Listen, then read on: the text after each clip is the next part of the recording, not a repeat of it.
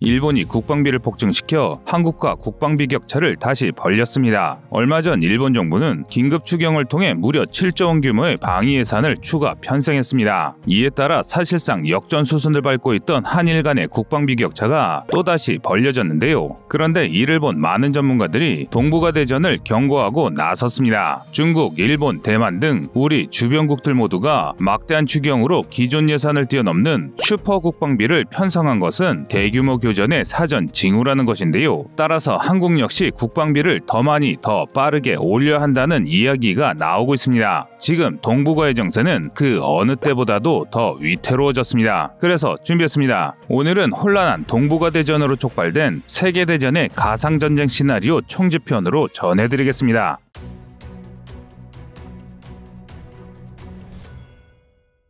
대한민국이 앞으로 벌어질 세계대전의 핵심이 된다는 세계 군 전문가의 보고가 충격을 줘 관심이 쏠리고 있습니다. 대만을 두고 대립하는 중국으로 인해 미국과의 충돌이 결국 전쟁으로 이어질 것 같은 국제정세가 원인인데요. 이에 따라 동북아 안보정세에서 키맨으로 부상한 대한민국의 중요성이 더욱 부각되고 있습니다. 이 혼란의 도가니에서 우리가 어떻게 행동하느냐에 따라 동북아의 군사적 균형이 요동치기 때문인데요. 하지만 일반 대중이 듣기에 이런 남의 나라 이야기로 대한민국이 전쟁에 휩쓸린다는 것은 소설 같은 이야기로 들릴 수밖에 없습니다. 대만과 중국이 전쟁이 일어나더라도 대한민국에게는 큰 탈이 나지 않을 것이라 막연히 기대하고 있는 분들이 많습니다. 당장 먹고 살기도 힘든 판에 우리의 동맹도 아닌 나라 전쟁이 뭐가 그리 대수냐고 생각하실 텐데요. 그런데 현실이 그렇지 않습니다. 동북아에서 전쟁이 일어나면 한국이 어떤 움직임을 보이느냐에 따라 전쟁의 승패가 갈리기 때문입니다. 지난 11월 1일 중국 안전부 산하 싱크탱크 현대국제관계연구원이 말도 안 되는 발언을 해 우리 국민들의 공분을 사고 있습니다. 바로 중국을 위협하는 한미동맹에게 한미협력이 큰 대가를 치러야 함을 상기시켜야 한다라고 발언을 한 것인데요. 중국 현대국제관계연구원 CICR은 고압적이고 오만한 태도로 유명한 중국의 엘리트 집단입니다. 세종연구소 국립외교원 등 대한민국의 싱크탱크를 초청해 협박에 가까운 막말을 내뱉거나 우리나라에 와서 행패를 부리는 등 그동안 논란이 끊이지 않은 이들인데요. 이번 발언은 이들의 막말이 드디어 학계를 넘어 한중관계에 영향을 끼칠 정도에 도달했음을 보여줍니다. 또한 그만큼 그들이 위협적으로 생각될 만큼 동북아 정세에서 한국의 비중이 높아졌다는 방증이기도 한데요. 그럼 중국은 대체 왜 이렇게 아나무인으로 구는 것일까요? 많은 전문가들이 상대적으로 열세인 중국이 수년 안에 전쟁을 일으킬 것이라는 분석을 내놓고 있습니다. 또한 전방위적으로 전 세계 국가들에게 압박을 당하자 중국에게 남은 시간이 얼마 없다라고 생각하고 있기 때문입니다. 불과 10여 년 전까지만 하더라도 많은 이들이 2050년이면 중국이 미국을 역전할 것이라는 예상을 내놓았습니다. 그러나 이제 국제정치학 전문가 중 중국이 미국을 이길 것이라 믿는 이들은 거의 없습니다. 현재 중국은 경제성장률 저하와 인구 감소, 빈부격차 등의 사회 경제적인 한계로 인해 미국과의 격차를 극복하지 못할 것이라는 것이 확실해졌습니다. 게다가 미국이 동맹을 끌어모아 중국 죽이기를 본격적으로 시작하면서 세계 패권을 놓고 벌어지는 미국과 그레이트 게임을 하던 중국의 몰락은 사실상 기정사실이 됐습니다. 그리고 이런 상황이 계속될수록 중국의 지도부는 조금이라도 힘이 남아있을 때 한판 승부로 판세를 뒤집어 보겠다는 도박꾼 같은 마인드가 될 수밖에 없습니다. 한마디로 구석에 몰린 중국이 미국이라는 고양이를 한번 물어보려 할 것이라는 것이죠. 그래서 전문가들은 짧게는 2년, 길게는 10년 안에 중국이 전쟁을 일으킬 것이라 보고 있습니다. 현재 우리 한국이 개발 중인 최신 무기들 상당수가 2030년대 전으로 개발이 완료되는 것은 이런 이유 때문입니다. 세계 군사 전문가들이 미국의 동맹국들과 중국의 동맹국들이 벌이는 전쟁에 대해 예상한 시나리오는 다음과 같은데요. 2020년대 후반 미국이 대만의 여단급 부대를 주둔시키기로 결정합니다. 이를 통해 중국의 야욕을 완전히 분쇄해 초강대국 미국 중심의 세계 질서를 복구하려 한 것입니다. 이에 중국이 크게 반발합니다. 안 그래도 미국 대만 연합훈련을 고깝게 지켜보고 있었는데 대만의 미국 주둔이라는 자신들이 절대 용납 못하는 소식이 들려왔기 때문입니다. 이로 인해 중국 공산당 상무위원회와 중국군 최고사령부에서는 중국이 미국에 대항할 역량을 잃기 전에 지금까지 쌓아온 전력을 총동원해 미국과 대만을 제압하자는 이들의 주장이 힘을 얻습니다. 이들은 미국과 전쟁에서의 필승책을 제시하는데요. 대만 해상에서 연합훈련 중인 미국 항모전단을 전멸시키고 대만과 오키나와를 장악한다면 미국이 반격하기 전에 정치적 승리를 얻을 수 있을 것이라 주장합니다. 이에 반대하는 이들도 있었으나 계속되는 미국의 대중압박에 질린 중국 상무위원회는 결국 다수결에 따라 남중국해 해상에서 훈련 중이던 연합함대를 공격하기로 결정합니다. 공격 수단은 하이난과 난사군도의 공군기지에서 출격한 전투기들과 남해함대, 남부정구 소속 대함 탄도탄 부대, 그리고 해커 부대인 61398 부대를 재편한 사이버전 부대가 채택됩니다. 작전 개시일은 미국, 대만 연합훈련에 이어 미국, 일본, 호주, 대만, 인도 5개국이 참가한 반중전선의 연합훈련이 끝나는 11월 7일로 계획합니다. 이에 따라 미 연합훈련에 대응한다는 명목으로 반중전선의 미 연합함대를 기습할 중국의 타격부대가 미 연합함대가 훈련 중인 남중국해 이북 하이난 섬에 집결합니다. 작전에 참가하지 않는 각 정부들 역시 함대와 비행단을 비상대기 상태로 전환해 기습 이후에 대비합니다. 하지만 이는 곧바로 미국 우주군에 탐지되는데요. 미 합동참모본부는 일련의 움직임을 통해 중국이 연합함대를 기습하거나 대만에 상륙할 수 있다는 결론을 내리고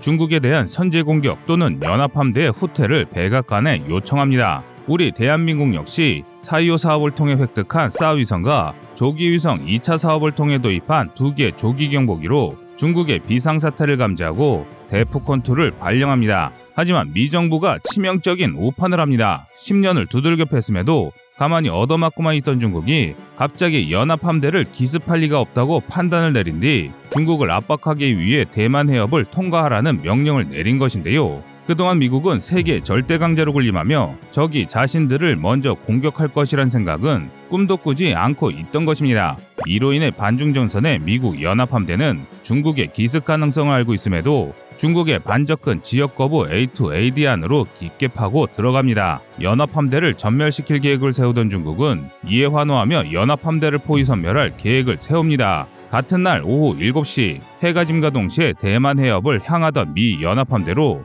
100여 발의 대함탄도탄이 쏟아집니다. 이어 인근에서 비행하던 H-6, H-20 폭격기에서 발사된 공대함 미사일 수십여 발이 미 함대를 강타합니다. 그 결과 중국의 공격을 염두에 두고 있던 미국을 제외한 미 연합함정대 다수가 엄청난 타격을 받습니다. 호주 해군의 안장급 구축함과 일본 해상자위대의 마야급 이지스함, 영국 해군의 26형 호위함, 인도 해군의 항모 비그란트 등이 격침되거나 대파당합니다. 뿐만 아니라 미 항모전단 역시 작전 속행이 불가능한 수준의 피해를 입고 필사의 탈출 끝에 대만 해협을 벗어납니다. 이런 참상이 벌어질 수밖에 없는 이유는 아무리 최신의 이지스함이 있다고 해도 모든 대함탄도탄을 100% 방어하지 못하고 더욱이 초음속, 극초음속으로 이루어진 대함탄도탄은 사실상 방어가 불가능합니다. 그래서 각 나라들이 초음속 이상의 대함탄도탄 개발에 열을 올리고 있는 것입니다. 현재 중국은 초음속 미사일의 개발과 실전 배치가 한창이고 극초음속 미사일인 둥펑 시리즈를 더욱 개량해 고도화하고 있습니다. 이 때문에 현대해상전은 방어보다는 미사일을 통한 공세 우선의 전략이 더 치명적입니다. 하지만 이는 시작에 불과했습니다. 중국이 미 연합함대를 괴멸시키진 못했으나 태평양에 있는 반중전선의 해군의 상당수를 격파하는 데 성공한 것인데요. 이를 계기로 중국은 예정대로 대만과 오키나와 점령 계획을 발동합니다. 오후 7시 30분 중국군의 단거리 탄도미사일이 대만의 마쭈열도와 펑우제도 등 대만 해협을 통제하는 대만의 섬들로 쏟아지고 준중거리 미사일과 극초음속 미사일이 대만의 주요 군사기지와 일본 오키나와의 주일 미군기지, 규슈의 사세보항, 대한민국 평택의 미군기지와 제주 해군기지로 쏟아져 들어옵니다. 이 시점을 기점으로 대한민국은 중국과 전쟁 상태에 들어갑니다. 갑자기 미연합함대에 속하지도 않았는데 한국의 주한미군의 공격을 왜 퍼부었냐고 생각하시겠지만 이는 필연적인 결과입니다. 대한민국 국민들은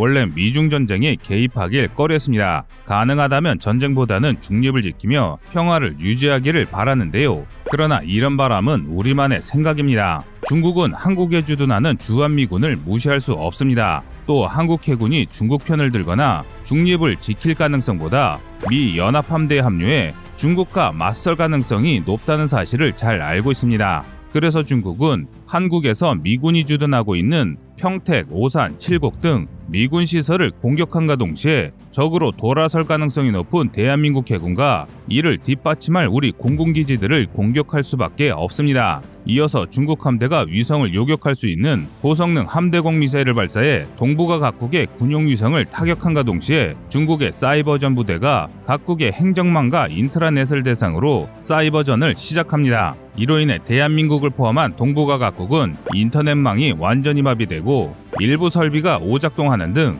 일대 혼란에 휩싸입니다. 그러나 지난 수년간 화이트 해커를 육성하고 암호 기술을 발전시켜온 우리 군의 인트라넷을 완전히 제압하는 데는 실패합니다. 사전 정찰로 중국의 기습 가능성을 고려하고 있던 우리 해군은 미리 기간을 예열시켜둔 함정들을 항구 밖으로 빼내 중국 미사일 공격의 피해를 최소화합니다. 또한 우리 공군기지 역시 상당수가 두꺼운 콘크리트 진지인 이글루로 보호받고 있기 때문에 큰 피해 없이 반격 작전을 수행합니다. 반면 일본의 피해는 어마어마합니다. 사세보항에 있던 이 호위대군 주력은 우리 함대처럼 중국군의 기습을 회피하는 데 성공했으나 제대로 된 방어 설비가 턱없이 부족한 오키나와 나하기지, 큐슈 누타바루 기지 등의 공군 비행장에 주둔하고 있던 항공자위대 소속 항공기 상당수가 지상에서 파괴됐기 때문입니다. 한국과 달리 일본의 피해가 심각한 것은 일본은 미국에 붙어 있으면 다른 나라들이 절대 일본을 공격 못할 것이라는 패전국의 민족성이 한몫을 하고 있고, 또 일본은 한국보다 방공미사일 개발 능력이 떨어지기 때문입니다.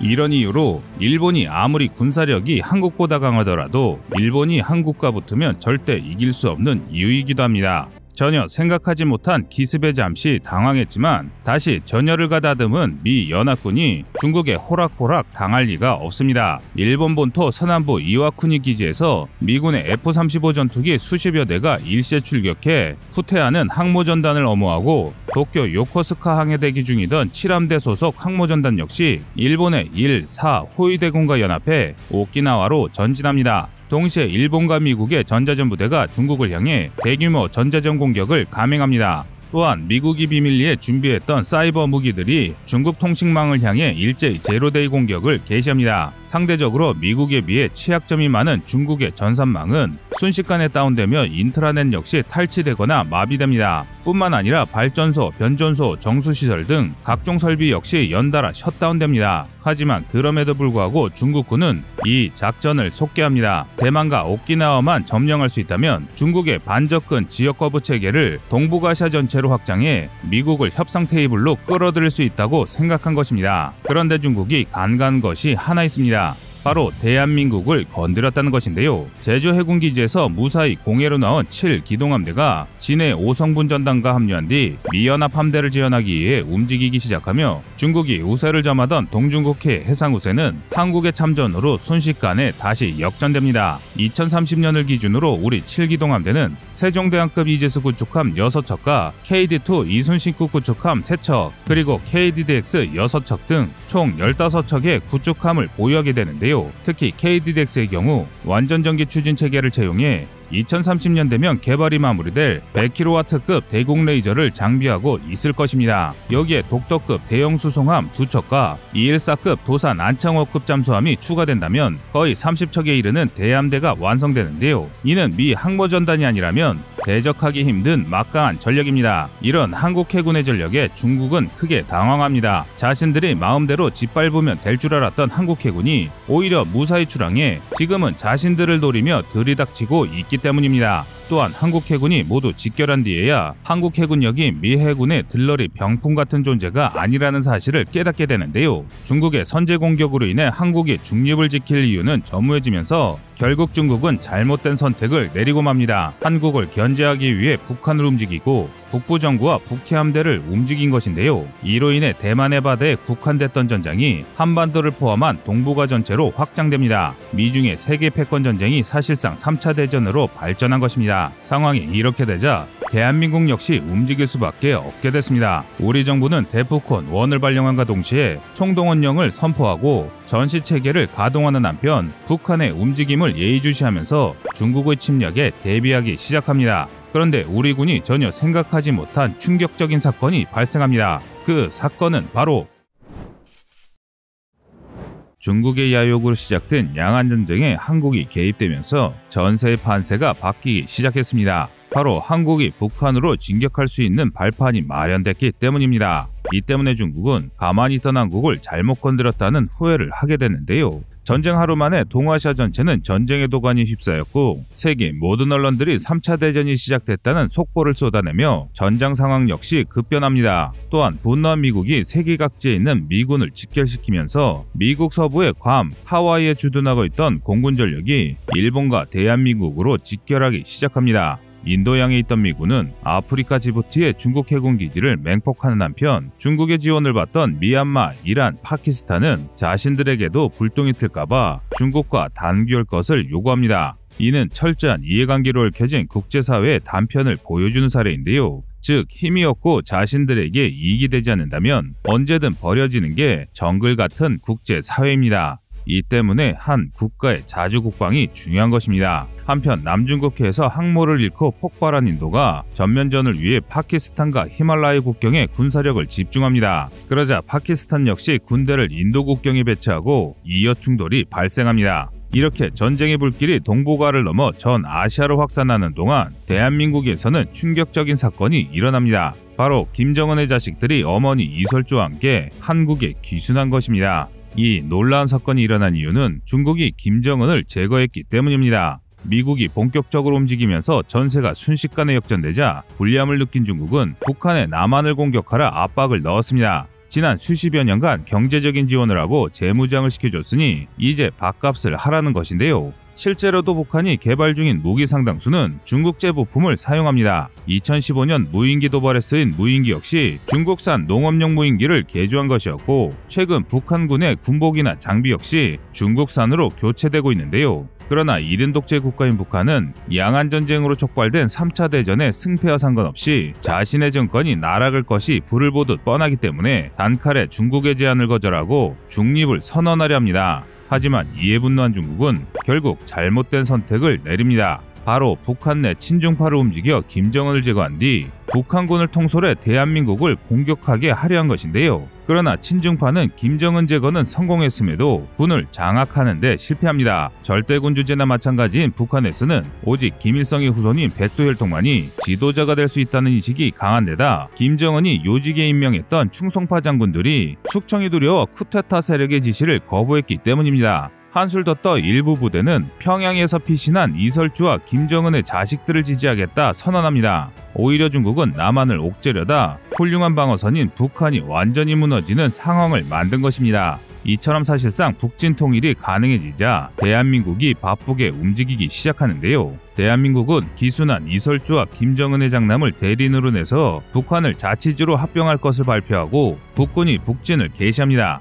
하지만 반격은 거세지 않습니다. 북한 내 각군의 지도자들 중 상당수가 친중파에 숙청당할 염려가 높은 김정은 충성파이며 민족주의 성향이 강한 북한의 병사들은 중국에 조정받는 친중 정권을 위해 대한민국과 싸우라는 명령을 거부합니다. 그 결과 국군은 불과 4시간 만에 평양 남부 사리원까지 도달합니다. 하지만 평양 시내까지 진군한 중공군 사이에 한국군과의 전투가 진행됩니다. 이 때문에 중국은 추가 파병을 위해 먼저 대한민국 공군을 제거하기로 결심하고 북부 정부의 모든 공군력을 총동원합니다. 이에 따라 젠20과 젠16, 젠35 등 중국의 주력 전투기들과 조기경보통제기 KJ-500, 전자전기 YG-9G 등 지원기 전력이 북한 상공으로 진격합니다. 반면 우리 공군과 주한미군으로 구성된 연합공군이 반격에 앞장섭니다. 일본 이와쿠니 기지에서 F-35A 100여 대가 출격하고 수십 대의 보람의 블록토로 구성된 강력한 스텔스 전력과 F-15K, KF-16V, FA-55로 구성된 강력한 타격 부대를 이용해 중공군의 진격을 저지합니다. 그리고 이 모든 과정을 4대의 E-737 피사이와 2대의 신형 조기경보기가 통제하고 한국군이 새로 도입한 4대 원거리 전자전기가 지원합니다.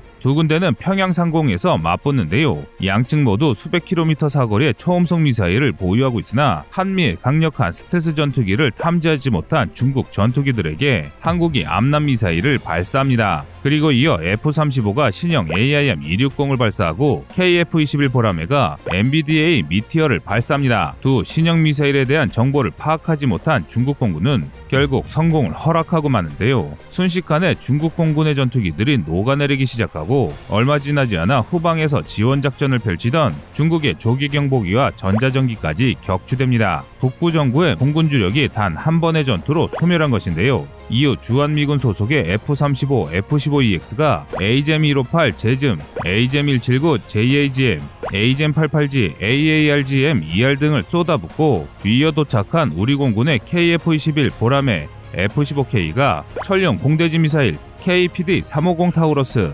AGM-84H 슬래미아를 퍼붓습니다. 이로 인해 중국 인민해방군의 지휘부와 이동식 레이더, 지대공 미사일 포대가 완전히 파괴되는데요. 이어 도착한 KF-16부와 FA-52 AGM-65 매버릭과 KGGB CBU-105 WCMD 등 각종 공대지 무기로 중국 기갑부대를 도륙합니다. 이로써 한반도로 진격하던 중국 기갑부대는 완전히 와해됩니다. 그 사이 우리 국군의 지상부대가 평양을 타격하는데요. 제2신속대응사단과 특수임무여단이 친중파 지휘부를 대상으로 한 참수작전을 수행합니다. 또한 우리 군을 위협할 수 있는 방공시설은 한국의 지대지 미사일 KT즘과 현무투로 모두 제거됩니다. 이로 인해 북한군의 저항 세력이 순식간에 허물어집니다. 평양을 포위했던 국군 선봉 7기동 군단과 국군 주력은 육군 항공대 소속 아파치 편대와 LH의 엄호를 받으며 북진을 제기하고 기갑부대가 우회한 도시들로 100만 예비군이 투입됩니다. 또한 원산과 함흥으로는 해병대가 상륙작전을 감행해 도시를 점령하고 나진, 청진 등 국경지대를 향해 전진합니다. 사실상 북한의 모든 주요 도시를 대한민국이 점령하고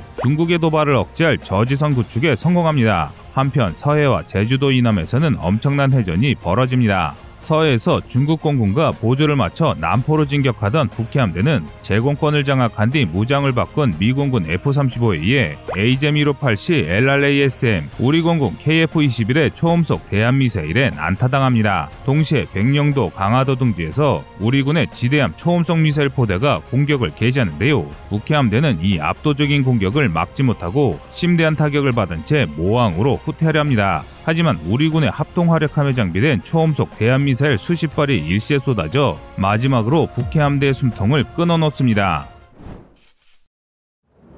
마침내 한반도를 침략한 중국의 육해 공군이 완전히 정리된 것인데요. 한미연합군의 지상부대가 북한 전역을 점령하고 무주공산이 된 만주로 진격하기 위해 연합군의 시선은 오키나와와 대만으로 향합니다. 오키나와로는 중국의 동해함대가, 대만으로는 중국 남해함대와 해병 6전단, 공강병군이 투입된 상황인데요. 대만으로서는 두 지역 모두 단독으로는 중국을 막을 수 없는 상황입니다. 그래서 대만은 단 3일 만에 대만의 수도와 산악지대를 제외한 주요 도시 대부분을 상실했고 오키나와의 주일미군 역시 계속된 파상 공세에 큰 타격을 받았습니다. 하지만 이런 중국의 우세는 요코스카에서 출항한 미 항모전단과 함께 직결한 일본의 1, 2, 3, 4 호위대군 그리고 우리 7기동 함대에 의해 완전히 뒤집힙니다. 한미일 연합함대의 규모는 항모를 제외하더라도 이지스함 20척, 구축함 40여 척과 기타 전투함 수십 척으로 이뤄진 초거대 함대이며 중국의 동해함대는 이 엄청난 연합함대의 질적, 양적으로 완벽히 열세입니다.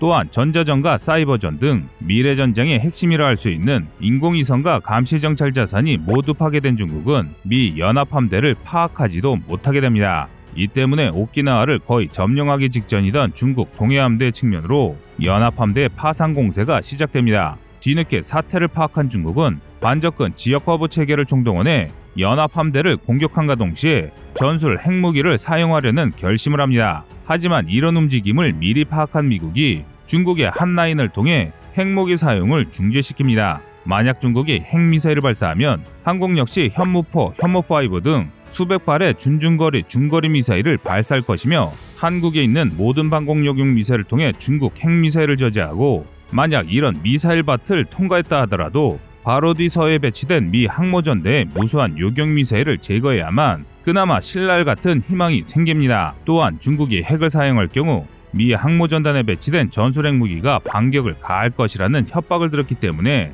중국은 어쩔 수 없이 계속 재래전으로 전쟁을 진행합니다. 그래서 중국은 대만이라도 손에 쥔 채 전쟁을 끝내기 위해 대만 공격에 총력을 기울입니다. 그러나 상황은 중국의 뜻과 정반대로 흘러가기 시작합니다. 마침내 북한을 점령한 한미연합군이 국경을 넘어 단둥과 훈춘, 연변, 조선족 자치구를 점령하고 나아가 리순과 선양으로 진격하고 있다는 속보와 함께 호주 해군까지 합류해 더 강해진 연합함대가 중국 남해 함대마저 끝장냈기 때문인데요. 이어서 대만 남부로 레드백 장갑차와 AS-9 헌치맨 자주포로 무장한 호주 지상군이 상륙하고 한국과 미국의 공수부대가 대만 중부에 도착합니다. 중국은 대만을 지원할 방법이 없는 반면 연합군은 끝도 없이 대만으로 충원되기 시작하는데요. 사실상 모든 지역에서 중국의 완패가 결정된 것입니다. 상황이 이렇게 되자 그동안 중국의 눈치만 보고 있던 중소국가들도 움직이기 시작합니다. 인도는 히말라야를 넘어 티벳 고원으로 진격하고 러시아의 지원을 받은 몽골이 내몽골을 기습하고 투르크메니스탄이 신장 위구르를 장악하기 위해 움직입니다. 필리핀과 베트남 등 동남아 국가들 역시 난사군도를 점령하기 위해 분주히 움직입니다. 제 아무리 중국이라 할지라도 이 모든 나라를 막을 방법은 없습니다. 유일한 방법은 핵전쟁을 통한 공격이지만 다급해진 시진핑을 제외한 중국 상무위원회는 핵전쟁에 절대 찬성하지 않습니다. 결국 중국 정부는 미국을 중심으로 뭉친 세계연합군에 무조건 항복함과 동시에 전범의 인도와 배상, 영구적인 영토 포기를 선언하고 그 결과 중국은 신장 위구르, 내몽골, 히말라야를 잃게 되며 중국의 침략 야욕은 막을 내리게 됩니다. 반면 한국은 급성장합니다. 급격하게 세력이 약화되는 중국으로부터 만주와 산동이 분리독립을 선언하고 북한을 점령하면서 한반도 통일을 달성한 한국의 독립 지원을 요청합니다. 이를 한국이 받아들이면서 산둥, 만주, 한국의 3국 상호방위 조약이 결성됩니다. 이에 치욕을 느낀 중국 인민들은 껍데기만 남은 중국 공산당을 무너뜨립니다. 이 덕에 한국은 공산당이 사라진 중국 대륙으로 우리 문화와 제품을 수출하면서 황금기를 맞게 됩니다. 지금까지 동북아 대전으로 시작한 세계 3차 대전에 대한 가상 시나리오를 풀어봤습니다. 여러분의 생각은 어떠신가요? 시청자님의 현명한 의견을 댓글로 남겨주시기 바랍니다. 여러분들의 좋은 의견이 좋은 영상을 만드는데 많은 힘이 됩니다. 이상 꺼리튜브였습니다.